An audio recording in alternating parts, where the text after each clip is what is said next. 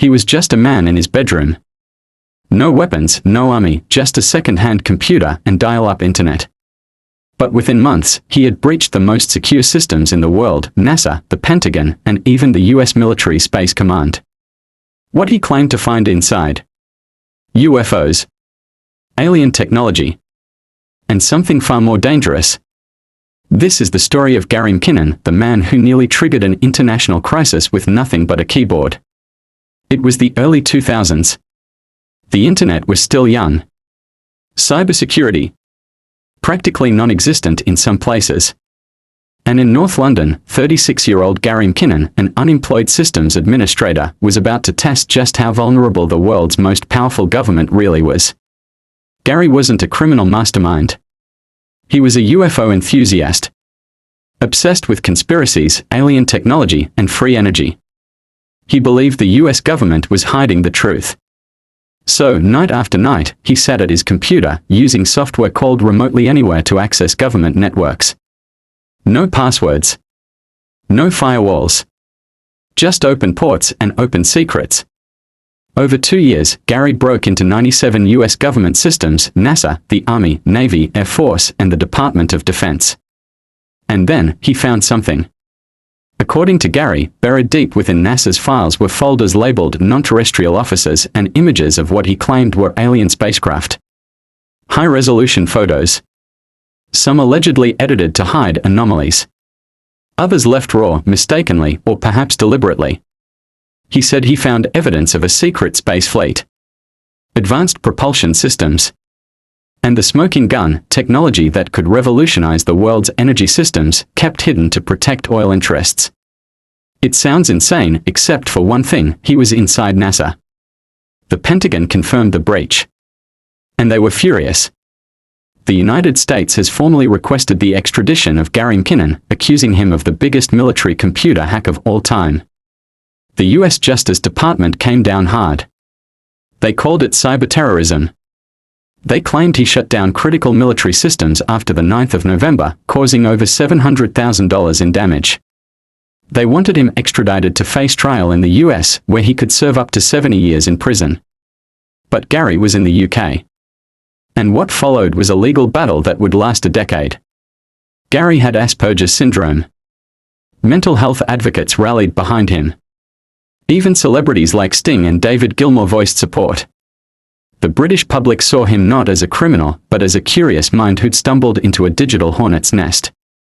In 2012, after 10 years of fighting, the UK Home Secretary blocked his extradition, citing human rights and mental health concerns.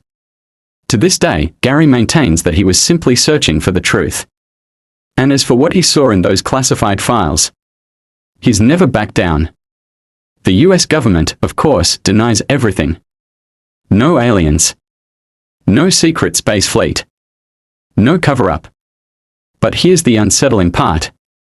If Gary McKinnon could waltz into the heart of NASA with a dial-up modem, what else could be out there, hiding in the shadows of cyberspace? And what secrets have already been stolen by others who didn't get caught? Was Gary a digital Robin Hood, fighting for truth? Or a reckless hacker who endangered national security? Whatever the case, he pulled back the curtain. And what he saw, if even a fraction is true, could change everything we think we know. This was the story of Gary McKinnon, the man who hacked NASA and almost started a digital war. After 10 years of courtroom battles, media frenzies, and political debates, Gary McKinnon had won his freedom, but he had not escaped the shadows he'd stepped into. Because the real question still lingered. What exactly did he see inside NASA's networks? Gary described finding a folder titled Unfiltered Images in NASA's Johnson Space Center. In it, he claimed to have seen raw satellite photos showing massive, cigar-shaped objects hovering above Earth's atmosphere, crafts with no visible seams or rivets. He said he barely had time to download a single image before NASA caught on and disconnected him. That file. Gone. No backups. No screenshots. Just his word and the knowledge that the breach really happened. Skeptics dismissed it all as fantasy. But believers pointed out that multiple former NASA employees, whistleblowers, had spoken of similar image tampering and file removal over the years. Coincidence? Or cover-up? What few people talk about is what came next, the silence. After the extradition was denied, McKinnon retreated from the spotlight. No book deals. No tell-all interviews. Just silence. Some speculate he was warned. Others believe he may have learned something he couldn't unlearn. And then there's the more chilling theory. He saw something he wasn't supposed to see, and they made sure he'd never speak of it again. The Gary McKinnon case forced a reckoning.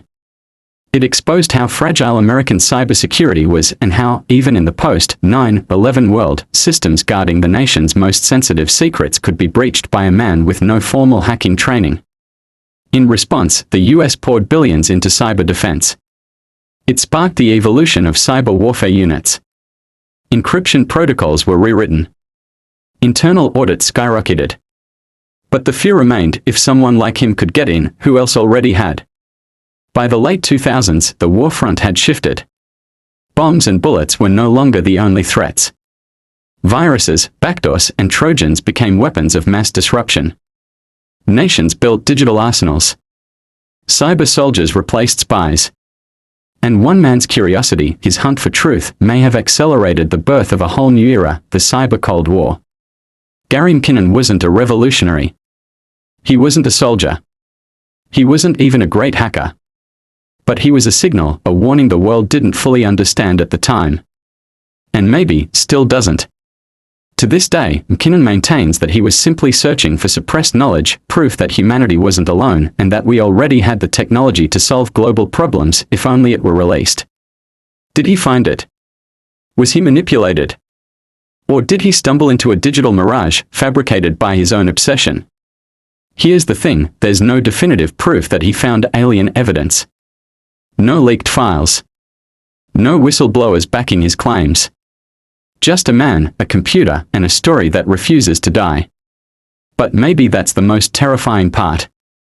Because either he made it all up and still nearly caused an international crisis, or he told the truth and the world buried it so deep we'll never know. In the digital age, borders don't matter. Firewalls can fall. And the truth, whatever it is, can live or die based on who controls the cables and code.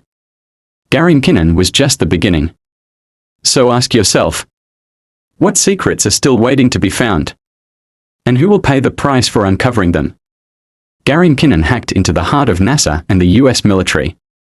He claimed to find proof of non-terrestrial officers and suppressed alien tech. But he didn't steal anything. He didn't plant malware. He didn't sell secrets to an enemy state. So why did the U.S. treat him like a terrorist? Maybe it wasn't just what he saw. Maybe it was who came after him and what came next. In 2002, just after Gary's arrest, something strange started happening. Cybersecurity reports across multiple agencies noted unusual activity, probes, anomalies, breaches. But not like McKinnon's. These weren't the work of amateurs. These were surgical, encrypted, state-level attacks. Rumors started to circulate: had Gary's breach triggered a chain reaction? Had foreign intelligence realized the digital doors were open and slipped in unnoticed? One report, buried in a 2003 UK intelligence brief, hinted at copycat intrusions across multiple classified systems within 3 months of McKinnon's arrest. Coincidence? Or did Gary unknowingly show the world exactly where to look? Here's where the story takes a darker turn. After his arrest, Gary claimed he was monitored. He said unmarked cars followed him. His phone clicked when he spoke. Files on his computer vanished or corrupted. Some chalked it up to paranoia. But then, years later, documents from Edward Snowden's NSA leaks confirmed something chilling. Operation Tempora. A UK-US surveillance program that logged everything: emails, calls, browsing habits, even from private citizens, especially ones flagged as cyber threats. Gary McKinnon's name was on that list. In 2008, a Freedom of Information Act request was filed in the US to obtain documentation related to McKinnon's hack, system logs, damage reports, internal communications. The result? 94% of the documents were redacted. Entire pages blacked out. One file, marked Top Secret Human Intel Compartmented, was excluded entirely. What could a one-man hack possibly uncover that requires black ink secrecy 2 decades later? Only one explanation makes sense. What McKinnon found or got close to finding wasn't just about UFOs. It was about something still active.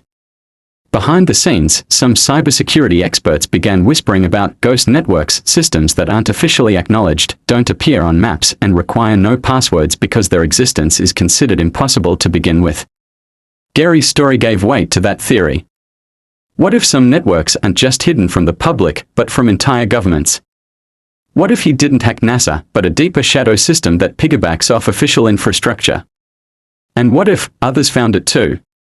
In 2021, a leaked internal audit from a private defense contractor revealed multiple non-attributed logins to critical systems originating from unidentified European IP addresses using techniques eerily similar to McKinnon's. Whoever they were still in the system. Today, Gary McKinnon lives quietly. No interviews. No online presence. Some say he's still being watched. Others believe he was offered a silent deal, disappear, or face the consequences. But the bigger mystery remains. What exactly did he see that caused 2 governments to panic? Was it alien tech? A secret space program? Or did he simply trip over a classified project so sensitive it had to be buried at all costs? Either way, his digital footprints didn't just expose vulnerabilities. They exposed fear. One man. A borrowed laptop. A trail of clues that led to the edge of a global secret. This wasn't just a hack. It was a crack in the wall. And through it, we saw something the world wasn't ready to face. Because when firewalls fail, truth leaks. What if Gary McKinnon didn't hack into top-secret military systems? What if he hacked into a program the public isn't even supposed to know exists? A program that proves humanity is already operating in space, far beyond satellites and space stations. This is the theory they don't want you to hear. The secret space program. And the strange, disturbing possibility that Gary McKinnon was never alone. According to McKinnon, the file that stood out most during his intrusion into U.S. Navy systems wasn't about aliens, it was about personnel. A document labeled Non-terrestrial officers included names, ranks, and a fleet-to-fleet transfer logs. No branch, no insignia, and most importantly, no mention of Earth-based operations. When pressed later, McKinnon described it as an off-planet military network, possibly operating in deep space. But there was one problem: no one else could verify it. The file vanished.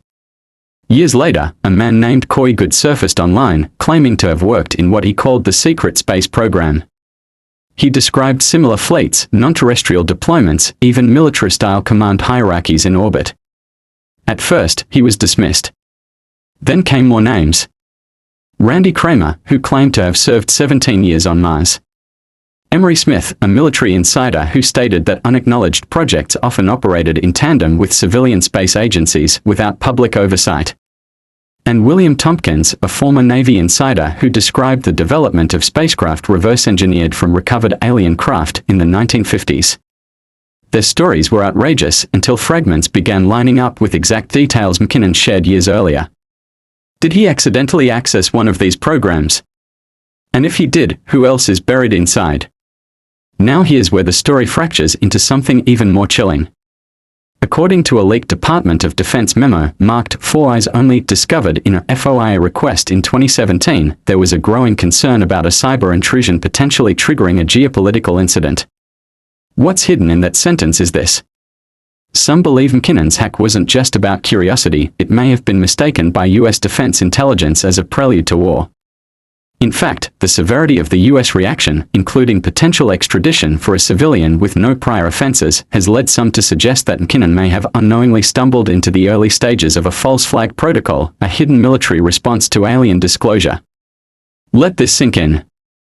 A man hacking from a bedroom in London may have nearly triggered the official release of classified alien contact protocols. And that kind of mistake, you don't get to make twice. Years after his case closed, a former journalist revealed something odd. Gary McKinnon had written a draft letter. A kind of open confession. A warning. It was never published. But according to those close to him, it included the following lines. There are things they'll never admit. Things we weren't supposed to find, not because they protect us from fear, but because they protect themselves from accountability. The message was deleted. The file recovered, corrupted. Only a partial printout remains. The rest, like so much of this case, disappeared. So where does this leave us? Gary McKinnon claimed he saw names of officers in a program we don't acknowledge, on ships that don't exist, in space missions we don't discuss. If he was lying, the response was wildly disproportionate. If he was telling the truth, we're already part of a spacefaring civilization, and no one ever told us. One final chilling detail. In a classified military diagram leaked in 2014, nicknamed the Black Fleet Map, a line of small notations mark a fleet, Tier 3 spacecraft. The key includes a note. Personnel assignments managed via Non-terrestrial operations network. The same language McKinnon used. 12 years earlier, Gary McKinnon thought he was just looking for proof of aliens. What he may have found was proof that the world we live in is a facade. And the truth. Already operating in orbit. Some secrets aren't hidden to protect us. They are hidden to keep us compliant. Passive. Distracted. But every once in a while, someone breaks through the firewall. And in that brief moment, we see the stars staring back. If Gary McKinnon's claims were true, if non-terrestrial officers and fleet transfer logs were real, then there had to be a command structure. A chain of leadership. A purpose. A name. And deep within the shadows of military folklore and fragmented whistleblower testimony, that name does exist. Project Solar Warden. A rumored, unacknowledged space fleet orbiting above us. Right now. In 2010, British hacker and researcher Matthew Williams uncovered something strange while combing through declassified Star Wars Defense Initiative documents from the 1980s. Buried in footnotes and reference logs was a phrase that shouldn't have been there. Solar Warden Strategic Support Platforms. The document was over 2 decades old. But the terminology matched exactly what McKinnon described years earlier. Multiple craft, some cigar-shaped. Personnel logs with naval-style ranks. Fleet-to-fleet activity. Officially, no such project exists. Unofficially, it may have never stopped operating. In 2014, a retired aerospace engineer, whose name was later redacted in legal filings, left behind a video confession for his family. In it, he claimed that from 1987 to 2002, he worked on propulsion systems not meant for Earth. He described massive orbital platforms, powered by exotic energy sources, and used the phrase, "We built Solar Warden so no one else could claim the skies." The footage was leaked online for only 6 hours before being removed from every platform, automatically flagged by internal AI systems. The original uploader disappeared. His last post. A screenshot of a command prompt connecting to a node labeled SW Control 1. No explanation. No follow-up. Just silence. Here's where it gets darker. In a rare off-record conversation, a British journalist claimed Gary McKinnon once admitted to seeing a project name while scanning U.S. Navy system files. But Gary refused to repeat it publicly. All he said was, "It sounds like something out of Star Trek." But it was there. Right there. Was it Solar Warden? Did Gary find evidence of a human space fleet, quietly orbiting Earth, built with technology reverse-engineered from alien craft? And if so, where is that evidence now? Some researchers believe the purpose of Solar Warden is not exploration, but defense. They claim the program was born out of fear, not of other nations, but of something else. Something non-human. Between 2001 and 2012, telescopes around the world captured anomalous activity near Earth's orbit, shapes, movement patterns, energy signatures with no clear origin.